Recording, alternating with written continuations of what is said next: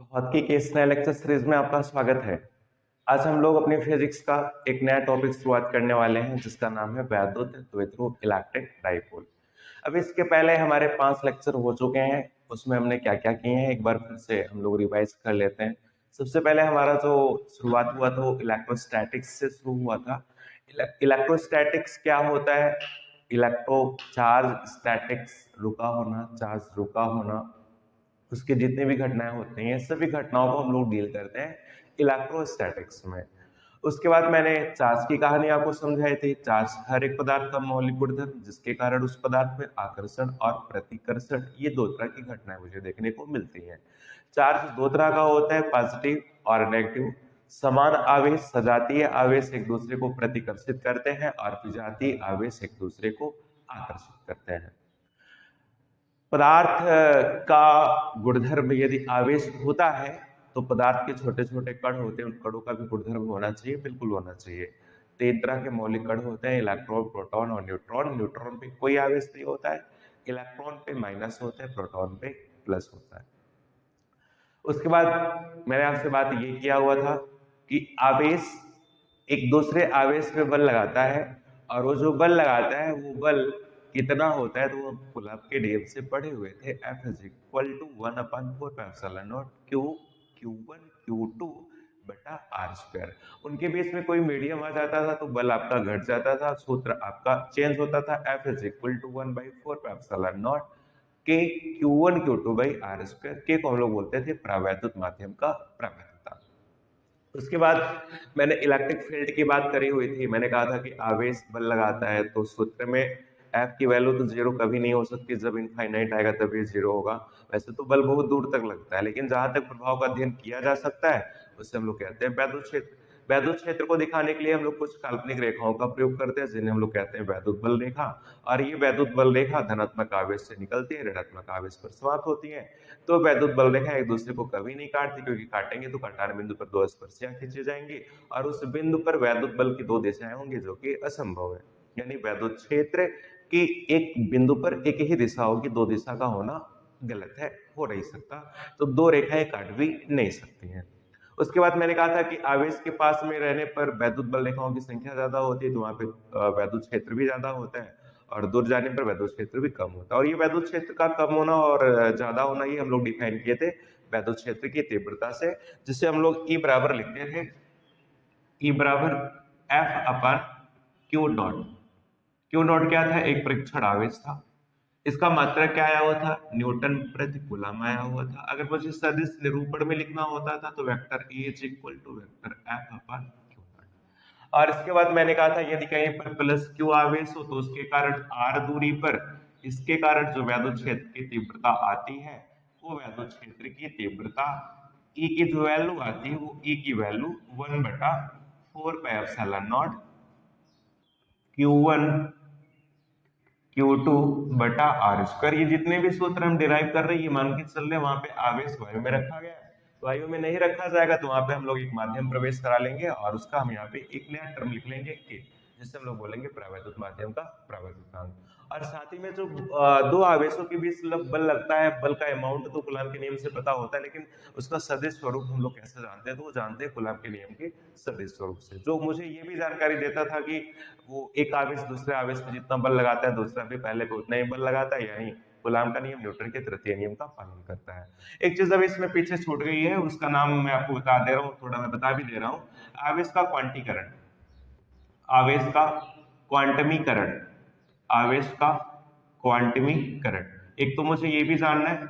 और इसी के साथ एक और भी हेडिंग पीछे है जो कि मैंने छोड़ी हुई है, नहीं पढ़ाई हुई है, उसका नाम है अध्यारोपण का सिद्धांत, प्रिंसिपल ऑफ सुपरपोजिशन।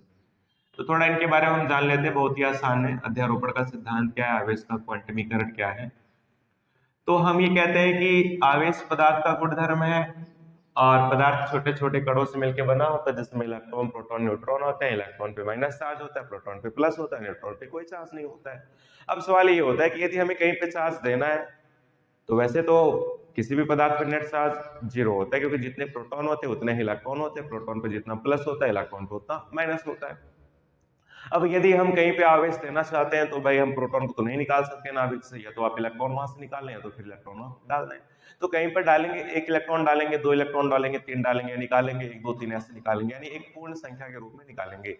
और यही है अध्यारोपण का सिद्धांत। यानी कहीं पर यदि आवेश हमें देना होगा तो आवेश हम इलेक्ट्रॉन के पूर्ण गुणज के रूप में देंगे, जिसे हम लोग कहेंगे अध्यारोपण का, सॉरी अध्यारोपण का सिद्धांत नहीं, आवेश का क्वांटमीकरण, आवेश का क्वांटमीकरण। अध्यारोपण का सिद्धांत क्या है? अध्यारोपण का सिद्धांत ये कहता है कि यदि किसी निकाय में कई आवेश हो, किसी निकाय में कई आवेश हो, तो हर आवेश एक दूसरे आवेश पे बल लगाता है। तो यदि किसी आवेश पर मुझे बल चाहिए तो वहां पे जितने भी आवेश रहेंगे सबका जो बल लगाया जाएगा, सभी बलों को हम लोग जोड़ लेंगे, तो जो मुझे मिलेगा वो परिणामी बल मिलेगा। तो वो आएगा आपका जो एक नया बल मिलेगा वो सभी बलों का परिणामी होगा। कहने का ओवरऑल मतलब ये हुआ कि यदि किसी निकाय में कई बिंदु आवेश हो तो किसी एक आवेश पर लगने वाला समस्त या फिर जो परिणामी बल होगा वो अन्य आवेशों के कारण लगने वाले अलग अलग बलों के बीजगणितीय योग के बराबर होता है। यही होता है अध्यारोपण का सिद्धांत। थोड़ा सा मैंने अभी आवेश का क्वांटमीकरण जो मैं समझा रहा था उसमें मैंने अध्यारोपण का सिद्धांत बोल दिया गलती से। वो आवेश का क्वांटमीकरण था कि कहीं पर यदि हम आवेश देंगे तो इलेक्ट्रॉन को पूर्ण गुणज के रूप में देंगे। ठीक है, चलिए अब ये कहानी सारी हम लोग पीछे पढ़ लिए थे। आज हम लोग पढ़ेंगे कि यदि कहीं पर एक माइनस क्यू हो और एक प्लस क्यू हो और इनके बीच की दूरी बहुत ही कम हो, इनके बीच की दूरी बहुत ही अल्प हो, तो ये जो एक नया सिस्टम बनाएंगे आवेश का उसे हम लोग कहेंगे वैद्युत द्विध्रुव, इलेक्ट्रिक डाइपोल। तो इलेक्ट्रिक डाइपोल क्या होता है, वैद्युत द्विध्रुव क्या होता है? यह एक ऐसा निकाय होता है जिसमें दो बराबर परंतु विपरीत आवेश एक दूसरे से अल्प दूरी पर स्थित होता है। ऐसे बने हुए निकाय को हम लोग कहते हैं वैद्युत द्विध्रुव, इलेक्ट्रिक डाइपोल।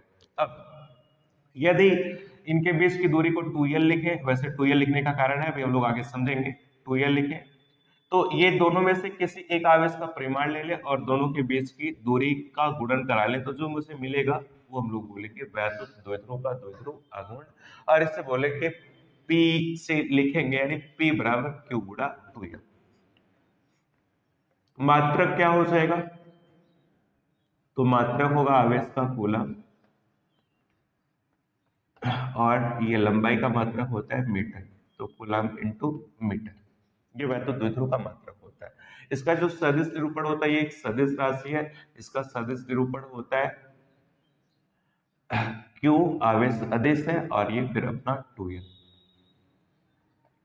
और इसका जो दिशा होता है वैद्युत द्विध्रुव आघूर्ण का वो होता है ऋणावेश से धनावेश की ओर।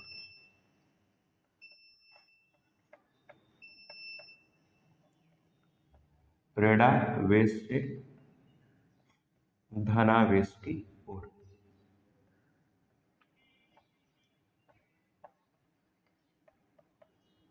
चलिए, तो अभी आप मुझे ये बताएं, यदि आवेश दो बराबर और विपरीत हो तो एक वैद्युत द्विध्रुव बनाएंगे और आवेश के कारण वैद्युत क्षेत्र की तीव्रता भी होती है, तो भाई वैद्युत द्विध्रुव के कारण भी वैद्युत क्षेत्र की तीव्रता हो सकती है। तो वैद्युत द्विध्रुव के कारण वैद्युत क्षेत्र की तीव्रता की दो स्थितियां हम लोग बताएंगे, एक अक्षीय और एक निरक्षीय। तो अक्षीय में जो आपका मिलेगा फार्मूला वो मिलेगा A इज इक्वल टू 1/4πε0 और into 2p upon are Q, और जो निरक्षीय में मिलेगा 1/4πε0 p अपन आर क्यू। यानी जो निरक्षीय का होता है और निरक्षीय में यहाँ पे 2 नहीं रहता, अक्षीय में 2 रहता है। इसका मतलब ये होता है कि निरक्षीय में यदि 2 से गुणा करा ले तो मुझे अक्षीय मिल जाएगा। तो हम ये भी कहते हैं कि अक्षीय स्थिति में जो तीव्रता होती है वैद्युत द्विध्रुव के कारण वो निरक्षीय की दोगुनी होती है। हालांकि मुझे डेरिवेट करना है तो ये हम आज नहीं अगले लेक्चर में करेंगे। आज के लेक्चर में हम आशा करते हैं आप चीजों को समझ पाए होंगे। आगे के लेक्चर में हम लोग ये जानेंगे कि वैद्युत द्विध्रुव के कारण वैद्युत क्षेत्र की तीव्रता क्या होती है, और फिर यदि एक वैद्युत द्विध्रुव को एक समान वैद्युत क्षेत्र में कुछ एंगल पर रखा जाएगा तो उस पर कुछ बल आघूर्ण लगता है। ये चीज हम लोग पढ़ेंगे और ये फिर कल अपना चैप्टर फिनिश होगा। तो आज के लेक्चर में बस इतना ही। धन्यवाद।